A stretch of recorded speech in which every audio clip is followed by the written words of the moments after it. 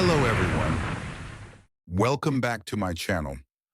In a peaceful village called Maranthai, surrounded by tall trees and singing birds, lived an old woman named Amma. She was 75 years old with silver hair, gentle eyes, and a heart full of love. Everyone in the village called her Amma, not just because she was old, but because she was kind, wise, and warm like a real mother. Amma had once been a teacher. She taught children in the village school for many years. After retirement, she stayed in her small house, filled with flowers, books, and memories. She had one wish left in her heart. I want to teach one last time, even if it's under a tree. Years ago, before her husband passed away, Amma had made him a promise. They were sitting in their garden one evening. He looked at her and said, "You were born to teach. Even after I'm gone, don't stop. Teach the next generation." Amma nodded with tears in her eyes. After he passed, that promise stayed alive in her heart. Every day she would walk through her garden, looking at the empty bench under the mango tree, hoping one child would come to learn. She whispered to herself, "Even one child is enough." The bench in the garden waited, but no one came. The world had changed. Children were busy with phones and TVs.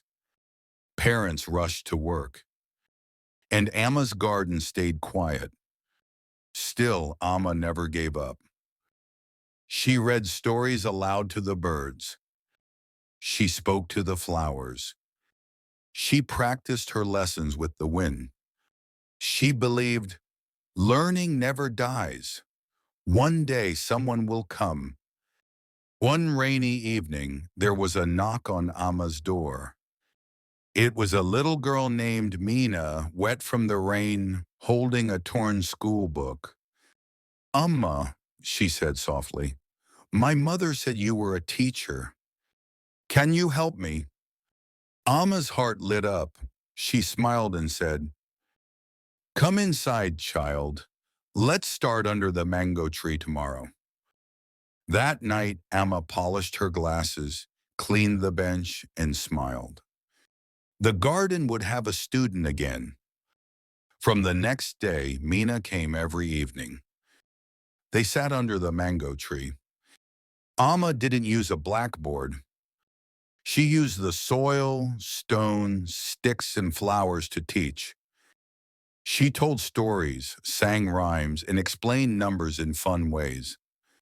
Mina laughed, learned, and loved every moment. "You make learning feel like play," Mina said. Amma smiled. "Because when you enjoy learning, you never forget it." Soon other children noticed Mina going to Amma's house. One by one, they joined her. The garden that once stood quiet now echoed with laughter and learning. Parents were surprised. Their children became polite, curious, and kind. "What happened to them?" they asked. The children said, "We are learning with Amma." One morning, Amma didn't come to the garden. She had fallen ill.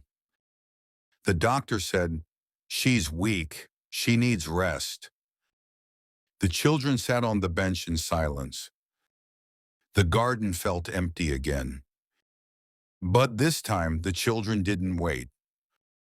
Mina gathered her friends and said, "Let's take the garden to Amma." They cleaned her yard, planted new flowers, brought their books, and sat by her bedside. They read to her. They sang to her.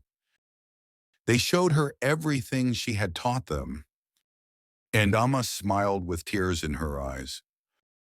One evening, as the sun went down and a breeze passed through the garden, Amma held Mina's hand. She said softly, "Mina, Never stop teaching. Even one small seed of knowledge can grow a big forest. She looked at the sky and smiled. That night, Amma passed away peacefully. The village gathered the next day to say goodbye. Children brought flowers and placed them on the garden bench. A small stone was placed as a garden that read, "Here a teacher grew not just flowers, but minds." Amma was gone, but her lessons stayed forever. Years later, Mina grew up to be a teacher. She turned Amma's house into a small learning center, open to all children, rich or poor. The signboard read, "Amma's Garden of Dreams, Learning with Love." Children from far villages came to study there.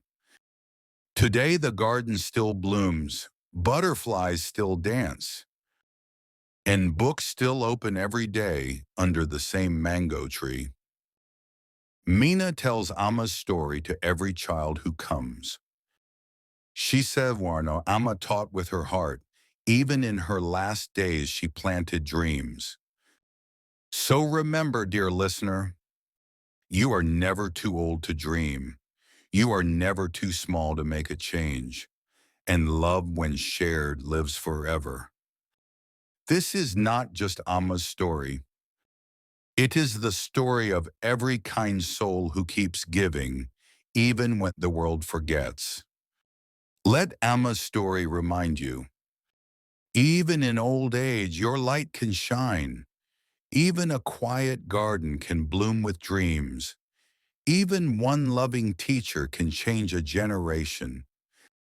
If this story inspired you, then like, share, and subscribe for more simple stories that teach deep lessons.